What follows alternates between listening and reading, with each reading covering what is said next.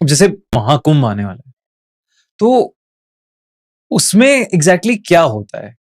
और महाकुंभ में जाना चाहिए as a normal person, attend करना चाहिए महाकुंभ, या आप घर पे बैठ के? मैं कहूंगा एक बार तो जरूर जाना चाहिए। महाकुंभ जो है 12 साल में एक बार होता है, और दो कमाल की कहानियां हैं महाकुंभ के पीछे जो ज्यादातर लोगों को नहीं पता रहती कि महाकुंभ कब से शुरू हुआ, क्यों होता है। तो ये जो 12 साल में एक बार महाकुंभ होता है दिव्य, उसके पीछे एक इसकी बैक स्टोरी है। बैक स्टोरी ये है कि जब अमृत मंथन हुआ था, सागर मंथन भी बोलते हैं, तो एक तरफ असुर थे, दूसरी तरफ देव थे। अब वो पहले हलाहल निकला, उसको शिव जी ने गले में धारण किया, वो सब हुआ, मालूम है आपको, कामधेनु गाय वगैरह। फिर फाइनली अमृत निकला। तो अमृत लेके जो निकले थे उनका नाम था धनवंतरी। धनवंतरी डेमी गॉड है, आधे गॉड है और आधे इंसान है। तो अमृत जब निकला तो अब ये था कि असुर चाह रहे थे हम पी लें, देव चाह रहे थे हम पी लें। तो देवों के हाथ में जब आया तो देव भागे उसको लेके असुरों से बचाने के लिए, और असुर चेस किए। तो ये जो पूरा पूरा दौड़ हुआ ना, वो 12 दिन तक चला, और उसमें उन्होंने 4 बार उन्होंने ब्रेक लिया।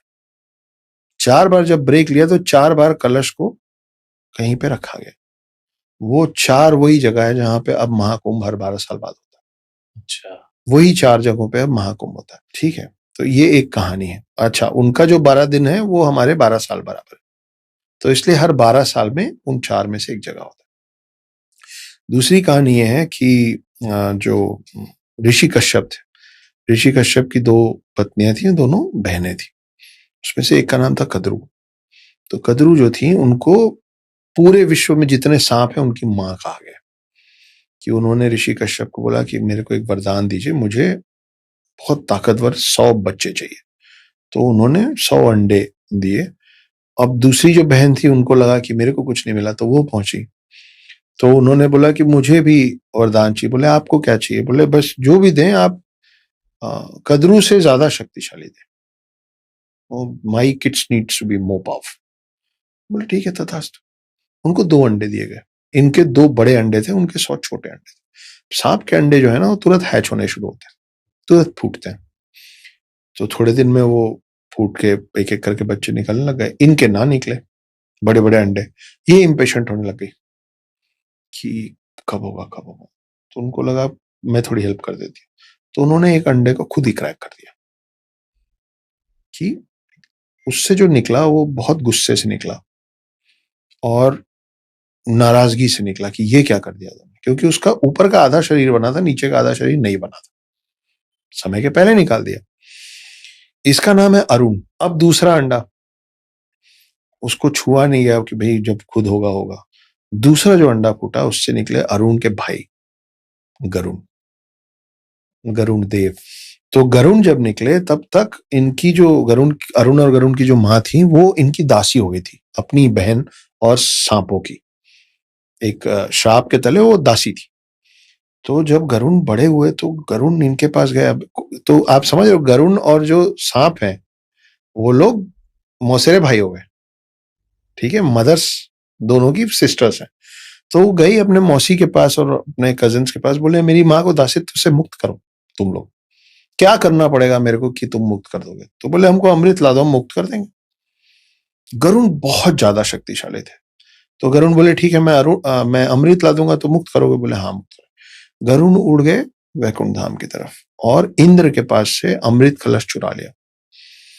वो अमृत कलश चुराने के चक्कर में इंद्र से भी लड़ गए, सारे देवों से लड़ गए और सबको हरा दिया, इंद्रासन खाली कर दिया। और फिर कलश लेके आने लगे तो भगवान विष्णु के पास गए सारे देव, इंद्रदेव, अग्निदेव, सारे सूर्यदेव, कि पता नहीं एक अजीब सा पक्षी आया था, शरीर उसका इंसान का, मुंह उसका पक्षी का, हम सबको हरा के अमृत कलश ले गया। तो मतलब क्या हो जाएगा सोचो अगर अमृत कलश चला जाए। तो विष्णु निकले उसकी खोज में। वो जा रहा था पृथ्वी की तरफ, विष्णु लड़ लिए। गरुण इतने ताकतवर थे कि विष्णु को भी उनसे लड़ने में मेहनत करनी पड़ रही थी, मुश्किल हो रहा था। और लड़ाई चलती गई और तब विष्णु को समझ में आया कि इसके हाथ में है अमृत कलश, लेकिन ये खुद नहीं चख रहा है। मतलब ये अपने लिए लेके नहीं जा रहा है। आपको मेरे को अमृत कलश मिलेगा, हम गट्ट से पी जाएंगे, वो खुद टेस्ट नहीं कर रहा है। तो युद्ध को रोका गया, बोले क्या कर रहे हो, क्यों, कहाँ ले जा रहे हो?